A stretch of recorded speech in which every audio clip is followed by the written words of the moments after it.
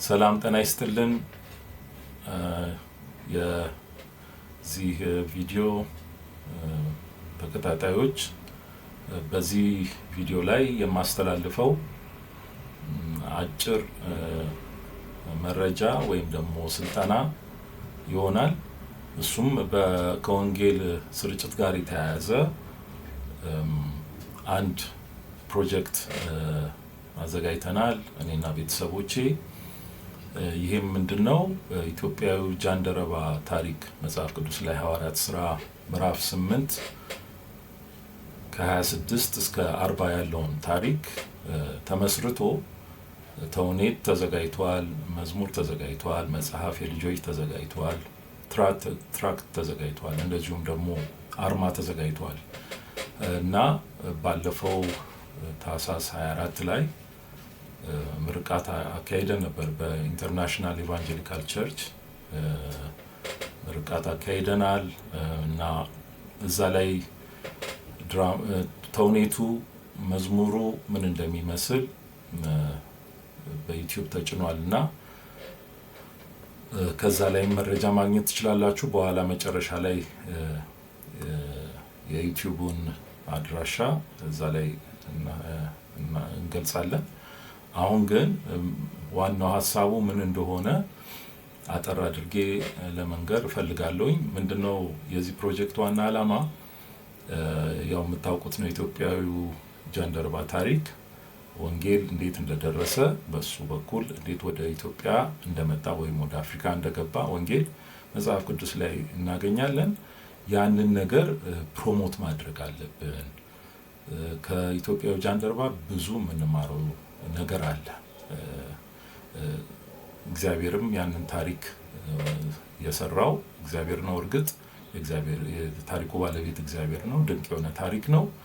እንዴት ለሰው እግዚአብሔር ቴኬር እንደሚያደርግ ሰውን ሁሉ አይሁድን ብቻ ሳይሆን ሰው የተባለውን ዘር ሁሉ እግዚአብሔር ለማዳን ያለውን ዓላማ የሚያሳይ ቦታ ነው እና እርግጥ እዛ ቦታ ላይ የኢትዮጵያውን ጃንደረባ ደግሞ ድርሻ የምናይበት አጋጣሚ ነው። ስለዚህ ይህን ታሪክ ሞር ፕሮሞት ማድረግ አለብን እንደ ኢትዮጵያዊም ብለን ነው እንግዲህ ይህንን ፕሮጀክት ያዘጋጀ ነው። እናንተም በዚህ ውስጥ አብራችሁን ስለምትተባበሩን እናመሰግናለን። አሁን ቀጥሎ ለተውኔቱና ለመዝሙሩ የሚያስፈልጉትን ግብአቶች በዚህ በአጭር ስልጠና ላይ ወይም ማስረጃ ላይ ታገኛላችሁ። ተከታተሉን። እናመሰግናለን። እንግዲህ ወንጌል ለኢትዮጵያዊ ጃንደረባ ተውኔትና መዝሙር ስልጠና በሚል ርዕስ ነው ያዘጋጀሁት ይህን አጭር ስልጠና። በሐዋርያት ሥራ ምዕራፍ 8 ከቁጥር 26 እስከ 40 ባለው የመጽሐፍ ቅዱስ ታሪክ ላይ የተመሰረተው አጭር ተውኔትና መዝሙር የኢየሱስ ክርስቶስ ወንጌል ለኢትዮጵያዊ ጃንደረባ እንዴት እንደደረሰ የሚያስረዳ ነው። እግዚአብሔር ከኃጢአት የመዳኛ ብቸኛ መድኃኒት የሆነውን ልጁን ኢየሱስ ክርስቶስን የሰው ልጅ ሁሉ ኢትዮጵያዊውን ሳይቀር ሁሉንም ማለት ነው አውቆ በማመን ከዘላለም ፍርድ ያመልጥ ዘንድ ድንቅ ስራ የሰራበት ታሪክ ነው። እግዚአብሔር ማለት ነው። በታሪኩ ውስጥ የእግዚአብሔር ባሪያ ፊልጶስን፣ የጌታን መልአክ መንፈስ ቅዱስን፣ ኢትዮጵያዊውን ጃንደረባን፣ ሲጓዝበት የነበረውን የፈረስ ሰረገላ፣ የኢትዮጵያ ንግሥት እንደኬን፣ የኢየሩሳሌምን የስግደት ስፍራ፣ ጌታ ኢየሱስ በበግ የተመሰለበትን የነቢዩ ኢሳያስን መጽሐፍ የተጠመቀበትንም ውሃ፣ ንጥቀትን ወይም መለኮታዊ ትራንስፖርት ብየዋለሁ፣ ጃንደረባው የተገኘበትን መንገድ፣ የጋዛ ምድረ በዳ፣ አዛጦንና ቂሳሪያን እና ሌሎች ስማቸው ያልተጠቀሰ በዙሪያ ያሉ ከተሞችን እንመለከታለን። ዓላማው የዚህ ስልጠና ዓላማ ወንጌል ለአይሁድ ብቻ ሳይሆን ለሰው ልጅ ሁሉ ሊሰበክ ይገባል የሚል ነው።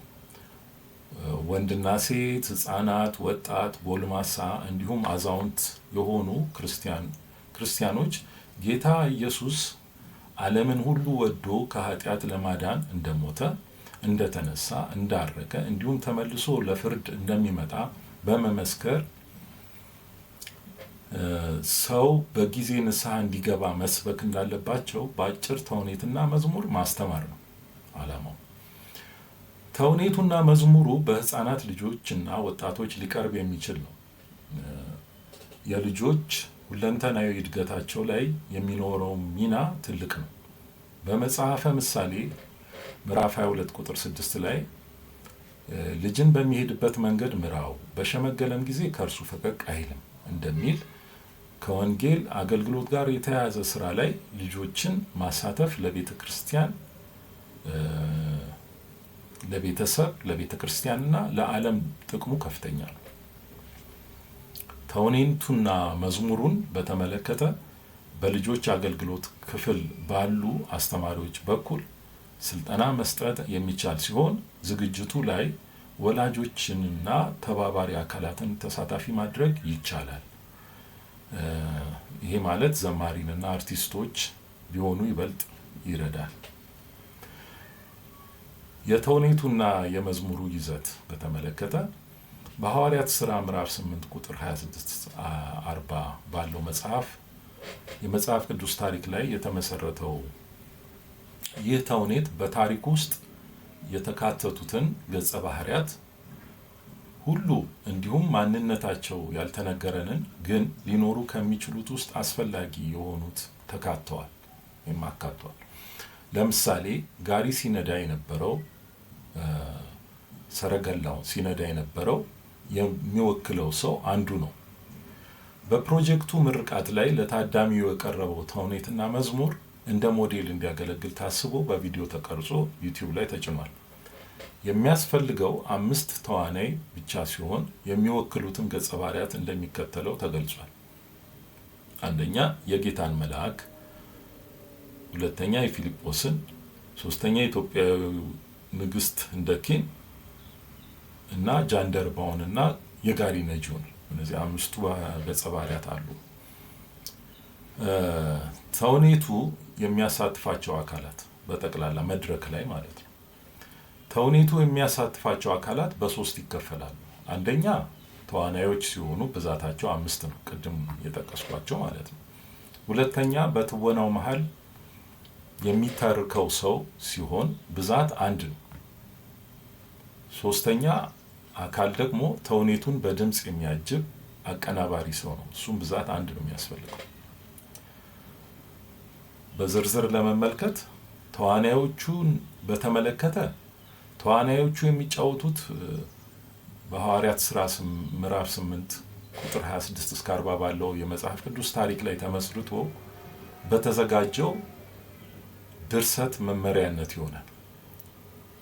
ተውኔቱ በአማካይ ለ5 ደቂቃ ብቻ ይቆያል። ረጅም አይደለም፣ አጭር ነው በጣም።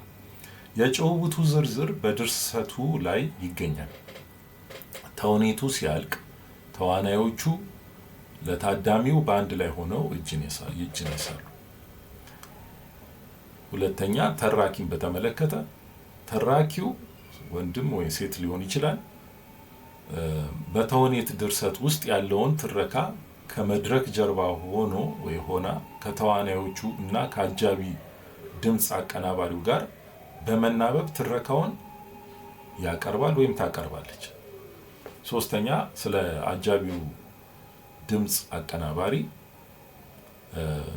በተውኔቱ መግቢያና መሃል ላይ ከታሪኩ ጋር በሚሄድ መልኩ የተመረጡ ድምፆችን በላፕቶፕ እና ሳውንድ ሲስተም አማካኝነት ያስገባል።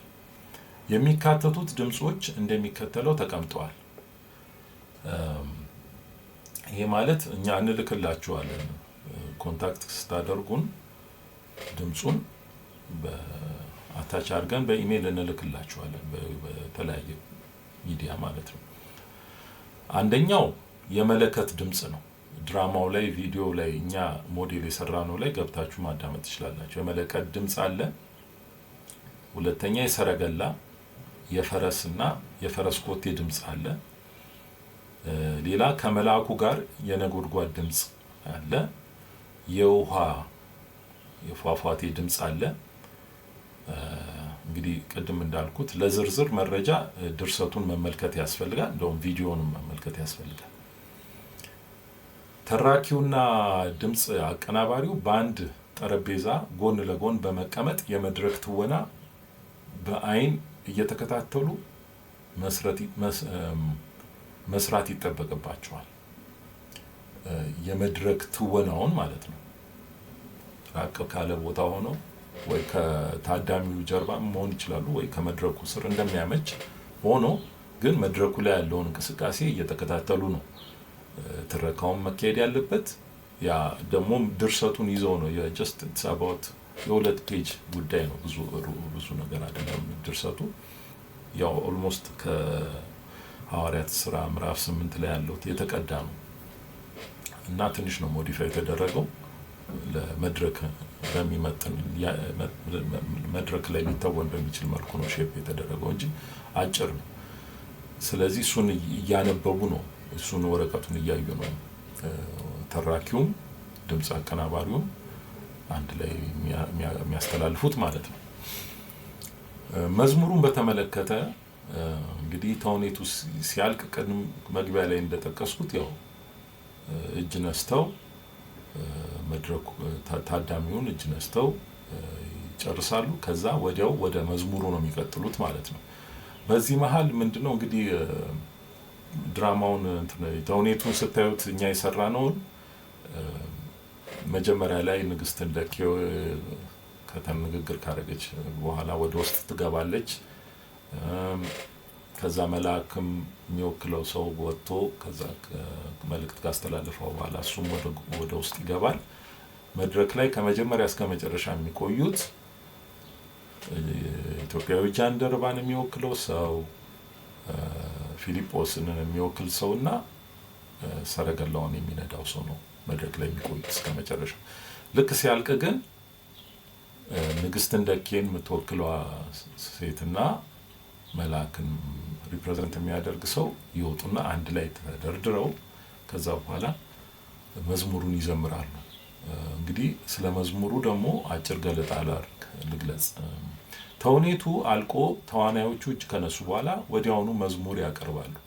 በሰማይ ያለው ጌታ የሚል ርዕስ ያለው መዝሙሩ የሚቆየው በአማካይ ለ5 ደቂቃ ብቻ ነው። ይህ መዝሙር ጃንደረባውን ጨምሮ በጥንት ዘመን በተለያየ ወቅት ከሩቅ አገር ተጉዘው እስራኤል አገር ለስግደት በመጡና እግዚአብሔርን ባከበሩ ሌሎች ሰዎች ታሪክ ዙሪያ ያጠነጥናል። እነርሱም ከዚህ ቀጥሎ በቅደም ተከተል ተቀምጠዋል። የመጀመሪያው ቁጥር የተጻፈው ሁለተኛ ዜና ምዕራፍ 9 ከ1 እስከ 12 ላይ ባለው ንጉሥ ሰለሞንን እስከ ኢየሩሳሌም ከተማ ልትጎበኝ በተጓዘችው ኢትዮጵያዊቷ ንግስት ሳባ ታሪክ ላይ ነው። ሁለተኛው ቁጥር ደግሞ የተጻፈው ማቴዎስ ወንጌል ምዕራፍ 2 ከቁጥር 1 እስከ 2 ላይ ባለው ሕፃኑን ኢየሱስ አይተው ሊሰግዱለት ከሩቅ ምስራቅ እስከ እስራኤል ሀገር ቤተልሔም ከተማ ተጉዘው በመጡት ጠቢባን ሰዎች ወይም ሰብአ ሰገል ታሪክ ላይ ነው። ሶስተኛው ቁጥር ደግሞ ታሪኩ በመግቢያው ላይ እንደተብራራው በኢትዮጵያዊ ጃንደረባ ላይ ነው። እንግዲህ የመዝሙሩን ግጥም ማጥናት አስፈላጊ ይሆናል ማለት ነው። እሱንም እንልክላችኋለን። ግጥሙን ኮንታክት ስታደርጉን እዛ ላይ እንልክላችኋለን። አልባሳትን በተመለከተ ደግሞ ሁሉም ተዋናዮች ገጸ ባህሪያቸውን የሚገልጽ አልባሳት እንደሚከተለው ይኖራቸዋል። መልአኩን የሚወክለው ሰው ነጭ አንጸባራቂ ቀሚስና ነጭ ክንፍ፣ ክንፉ በካርቶን ወይም በወረቀት ሊዘጋጅ ይችላል። እንዲሁም ነጭ ጫማ ያደርጋል። ንግስት እንደኪን የምትወክለዋ ሴት ቀይ ካባና የራስ ዘውድ እንዲሁም ቀሚስና ጫማ ታደርጋለች። ካባው ከፋይ ወይም አንጸባራቂ ጨርቅ ቢሆን ይመረጣል። ዘውዱ በካርቶንና በወረቀት ሊዘጋጅ ይችላል። ሌላው ጃንደረባው ሰማያዊ ቀሚስና ጫማ ያደርጋል። ነጭ ጫማ ይሆን ቢያደርግ ይመረጣል ነጭ ጫማ። ፊሊጶስ ካኪ ከለር ቀሚስ ራስ ላይ የሚታሰር ካኪ ከለር ሻርፕ እና ጫማ ያደርጋል። ይሄ ተቀራራቢ ከለሮችን መምረጥ ትችላላችሁ። ወይም ላይት ብራውን፣ ቡናማ፣ ነጣ ያለ ቡኒ መጠቀም ትችላላችሁ። ወይ ቡኒ፣ እሱ ችግር የለው። የሰረገላው ነጂ ግራጫ ወይም ቡኒ ከለር ቀሚስ ራስ ላይ የሚታሰር ደግሞ ግራጫ ወይም ቡኒ ሻርፕ ወይም ጫማም ያደርጋል ማለት ነው። ጫማም የፈለገው ማድረግ ይችላል። እዚህ ጋር ፍሌክሲቢሊቲ አለ። የግድ አንጫናችሁም፣ ግን እንደው ትንሽ ተመሳሳይ ነገር ቢሆን በየቦታው የሚቀረጸው ጥሩ ነው በሚል ነው። ሲጓዝበት የነበረውን ነጭ ፈረስና ቀይ ቡኒ ሰረገላ በነጭ ጫማ በነጭ ጎማ የሰረገላው ጎማ ነጭ ቢሆን ጥሩ ነው። ቪዲዮ ላይ እንደምታዩት ማለት ነው። በካርቶን ወይም በሴፌሪያንስ ወይም ቺፕውድ ማዘጋጀት ይቻላል ሰረገላው። እሱንም እንልክላችኋለን ሳምፕል ዲዛይኑን ማለት ነው። ኮንታክት ስታደርጉን እንልክላችኋለን። ወይም ቪዲዮ ላይ ማየታችሁ ኢሚቴት መስራት ይቻላል። ይሄን ያህል አስቸጋሪ አይመስለኝም። የነብዩ ኢሳያስ መጽሐፍን ወይም ብራናን እንዲወክል በካኪ ከለር ኤንቨሎፕ ማዘጋጀት ይቻላል። ያው በድሮ ጊዜ የሚጻፈው በብራና ላይ ስለሆነ ያንን የሚመስል ከለር ያው ካኪ ስላለ ኤንቨሎፕ በቀላሉ እሱን መጠቀም ይቻላል፣ እዛ ተውኔቱ ላይ ማለት ነው። የጥምቀቱን ስነ ስርዓት በተመለከተ የውሃ ፏፏቴውን ድምጽ ማጀቢያ ተከትሎ በእንቅስቃሴ ማሳየት ይቻላል፣ እዛው ቪዲዮ ላይ እንደምታዩት። ለበለጠ መረጃ የተውኔቱንና የመዝሙሩን ቪዲዮ ከዩቲዩብ ላይ በማውረድ ማጥናት አስፈላጊ ነው። አልባሳቱን በፎቶ ላይ እንደሚታየው ተመሳሳይ እንዲሆን ጥረት ማድረግ ያስፈልጋል። ጥያቄና አስተያየታችሁ ስለሚጠቅመን በኮሜንት መስጫ ሳጥን ውስጥ ተውልን። እናመሰግናለን። እግዚአብሔር ይባርካችሁ። ከስር እንግዲህ እንትኑን ታዩታላችሁ። ዩቲዩቡን አድራሻ እናስቀምጣለን። በዛ ውስጥ ገብታችሁ ማግኘት ትችላላችሁ። ፎቶዎችንም እዚሁ እንትኑ ላይ ማየት ትችላላችሁ፣ እናስገባላችኋለን። ቴንክ ዩ ሶ ማች። እግዚአብሔር ይባርካችሁ።